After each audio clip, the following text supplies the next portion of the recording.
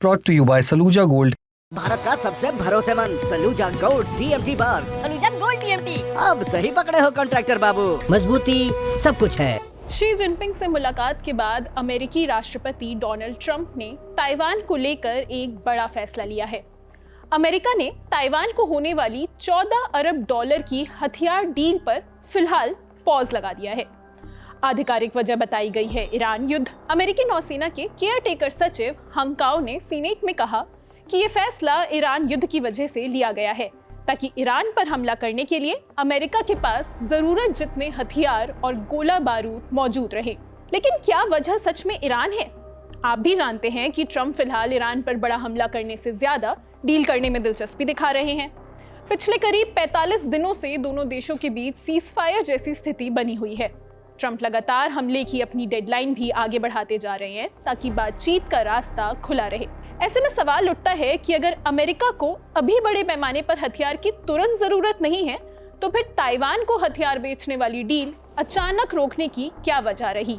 इसके लिए सबसे पहले तो हंकाओ का सीनेट में दिया बयान सुनिए। उन्होंने कहा कि फिलहाल हम थोड़ी रोक लगा रहे हैं ताकि ये सुनिश्चित किया जा सके कि हमारे पास जरूरत के मुताबिक हथियार मौजूद हो। जब प्रशासन सही समझेगा तब विदेशी सैन्य बिक्री फिर शुरू की जाएगी।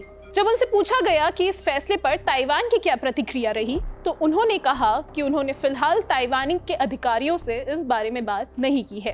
इस फैसले की टाइमिंग बहुत कुछ कहती है। ये फैसला ऐसे वक्त आया है जब ट्रंप हाल ही में चीन के राष्ट्रपति शी जिनपिंग से मुलाकात करके लौटे हैं। उस मुलाकात के बाद से ही ट्रंप ताइवान हथियार डील को लेकर साफ रुख नहीं दिखा रहे हैं। खुद ट्रंप ने फॉक्स न्यूज से कहा था कि ताइवान को हथियार बेचने का मुद्दा चीन के साथ बातचीत में एक बहुत अच्छा नेगोशिएटिंग पॉइंट बना हुआ है।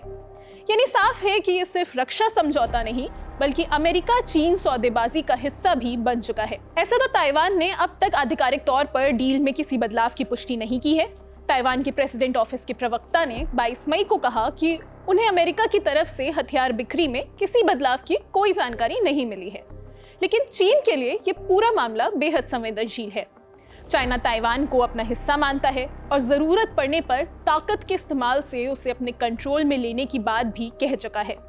इसलिए ताइवान को अमेरिकी हथियारों की बिक्री लंबे समय से चीन को नाराज करती रही है। जिस 14 अरब डॉलर के पैकेज पर रोक लगी है वो कई महीनों से ट्रंप की अंतिम मंजूरी का इंतजार कर रहा था।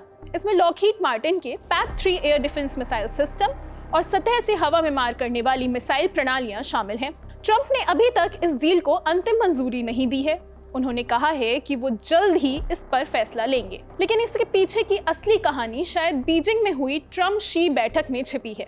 रिपोर्ट्स के मुताबिक उस मुलाकात में शी जिनपिंग ने ट्रंप से साफ कहा था कि ताइवान अमेरिका और चीन के संबंधों का सबसे अहम और सबसे सेंसिटिव मुद्दा है। अगर अमेरिका ने इसे ठीक से नहीं संभाला तो दोनों देशों के बीच सीधे टकराव का भी डर है जिससे हमारे रिश्ते खतरनाक दौर में पहुंच जाएंगे।